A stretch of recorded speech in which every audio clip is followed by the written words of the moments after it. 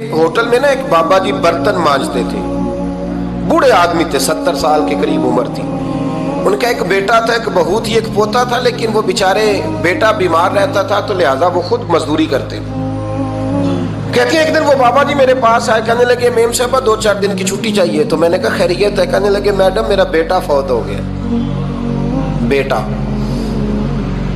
آپ کو پتہ ہے باپ کا جنازہ پڑھنا آسان ہے، بیٹے کا جنازہ اٹھانا بڑا مشکل کام۔ کہتی ہے میں کچھ لکھ رہی تھی، میرے ہاتھ سے قلم گر گیا، میں نے خود گاڑی بھیجی، بابا جی گاؤں چلے گئے جہاں وہ رہتے تھے۔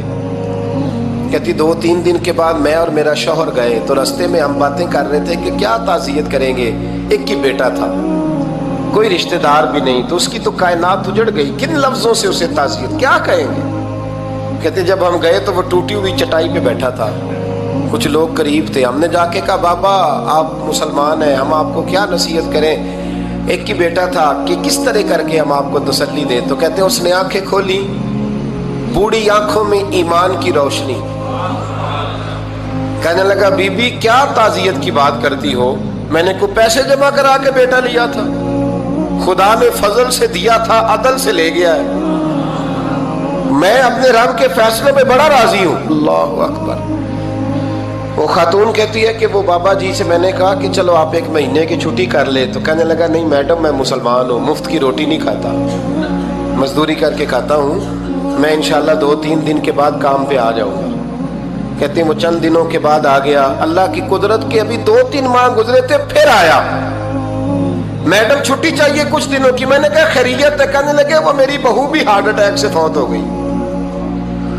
کہتے اب میں بھی تڑپ گئی اور عیسائی ہو کہ میری آنکھوں میں آنسو آ گئے۔ میں نے کہا گھر کا دروازہ بند ہو گیا، اب یہ بیچارہ کیا کرے گا، وہ اپنے شوہر کے غم میں ہارٹ اٹیک سے فوت ہو گئی۔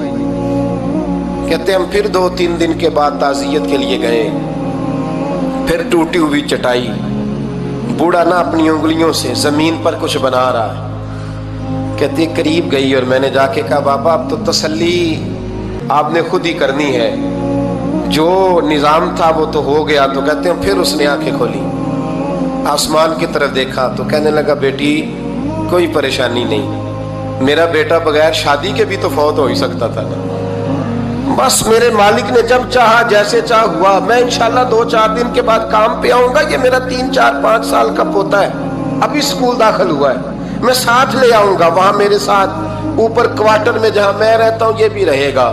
کبھی کبھی میں دیکھتی چھت پہ کھڑے ہو کے کہ دادا گھوڑا بنا ہوا ہے اور پوتا سواری کر رہا ہے، وہ سویرے اٹھتا اس کو سکول چھوڑ کے آتا، شام کو لے کے آتا، پیار کرتا، محبت کرتا۔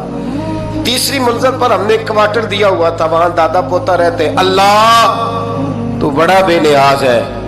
کہتی ہے اقبال ایک دن نا پوتا اوپر والی منزل پہ کھیل رہا تھا، اس کا پیر پھسلا، وہ گردن کے بل زمین پہ گرا، مجھے خبر ہوئی تو میں دوڑی، ایمبولینس منگائی، خون سے لتھڑے ہوئے اس بچے کو دادے نے اپنی گود میں رکھا، اور جب ہم ہسپتال کی طرف گئے تو ہاسپٹل بعد میں آیا، جناب اسرائیل پہلے آ گئے، اور کہتے ہیں وہ گود میں دم توڑ گیا۔ پھر دادے نے اسے اپنے ہاتھوں سے غسل دیا، پھر اس نے اپنے بوڑھے ہاتھوں سے قبر کھودی، اور پھر مٹی ڈال کے کہنے لگا انا للہ و انا الیہ راجعون، جے سونا ہی میرے دکھ وچ راضی، جے سونا ہی میرے دکھ وچ راضی۔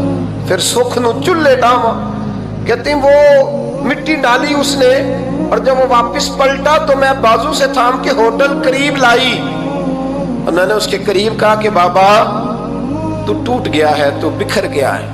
تو کہتے ہیں یوں اس نے ہاتھ رکھے اور یوں آنسو چھٹک دیے، کہنے لگا میڈم کیوں میرے اندر کوئی عقیدہ نہیں، میں کوئی لوارث ہوں، میرا کوئی رب نہیں، میں کیوں پریشان رہوں گا، میں تو پکا ہوا پھل ہوں، تھوڑے دن گزرے کے قبر میں جاؤں گا، اور جب جنت میں جاؤں گا تو اللہ میری بیٹے سے بھی ملاقات کرائے گا، میرے پوتے سے بھی ملاقات کرائے گا، میرا رب ساری ملاقاتیں کرا دے گا، میں اپنے اللہ کی رضا پہ بڑا راضی ہوں۔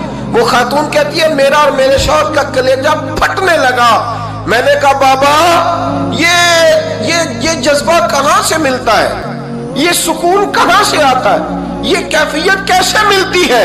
مجھے کہنے لگا تو نے لینی ہے؟ میں نے کہا تو کہنے لگا تو بھی گنبد خضرا والے نبی کا کلمہ پڑھ جا، اللہ تجھے سکون